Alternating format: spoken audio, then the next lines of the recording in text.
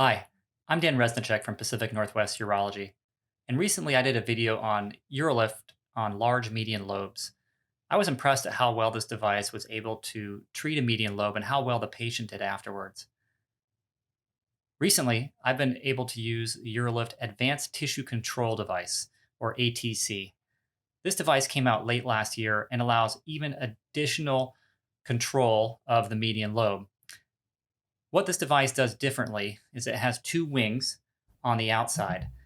This allows the surgeon to grasp onto the median lobe and better manipulate it. Previously, without these wings, the median lobe could slip easily and it was difficult to grasp the prostate and pull it into the proper location if there was a large adenoma or median lobe that we were trying to manipulate. In this video today, you're going to see a dramatic improvement from before to after, showing how the Urolift ATC device was able to retract this ball valve-like adenoma for this patient. So this is the whole surgical video. We're going to start here with the first preoperative view, and the cystoscope comes in. You can see some lateral hypertrophy, but then you notice this ball valve-like thing at the bladder neck, and this is coming from the patient's right lateral lobe. There's this additional adenoma that's growing and causing obstruction. Now I put my first Urolift device in. This is the non-ATC device. And we start off by treating this like a normal Urolift procedure because sometimes we're able to put the clips in just like normal and not have to treat a median lobe or a one of these other abnormal lobes coming from the bladder neck. And this first implant's already in. And I'm draining the bladder, putting a new implant in.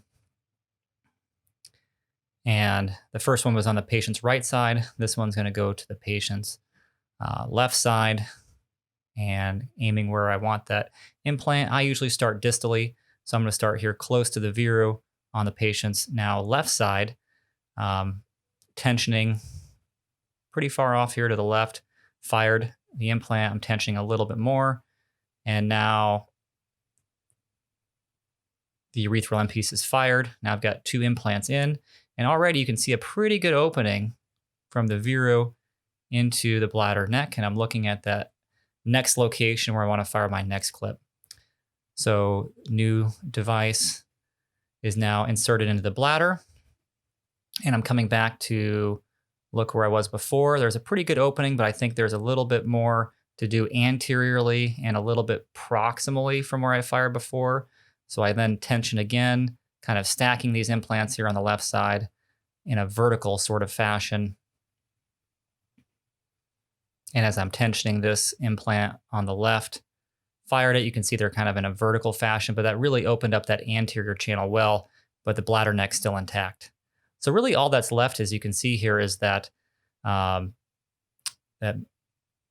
ball valve-like adenoma from the patient's right bladder neck. So I'm now placing in the Urolift ATC device. You can see that those wings spread out once it's outside of the sheath of the cystoscope. And I'm now pulling it back into the bladder neck and trying to engage in this ball valve-like tissue here. And this is actually somewhat of a cystic type of tissue here. And you're going to see as I'm actually compressing this tissue, just how floppy it can be. But that doesn't stop it from obstructing his symptoms. So I'm compressing this as off to the side, trying to get it in just the right location. And you can even see here, because it's cystic, it'll even pop a little bit as I continue to press it. And now it's in a really good location. I'm happy. I'm going to go ahead and fire the implant here near the bladder neck on the patient's right side. And I'm compressing again just to make sure I'm in the right location. The needle's out. Now I'm tensioning the suture, and I'm going to fire that urethral end piece here in the proximal bladder neck. And just taking a brief look, but not pulling all the way back because those wings kind of get in the way.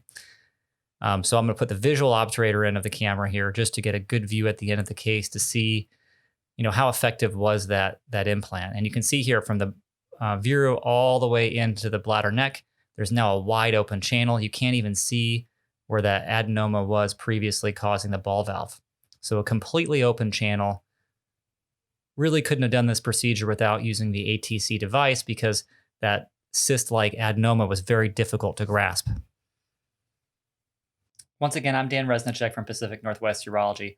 Thanks for watching our video. If you like it, please subscribe to our channel, and I'll have more on the Urolift ATC device coming up here in the next few weeks.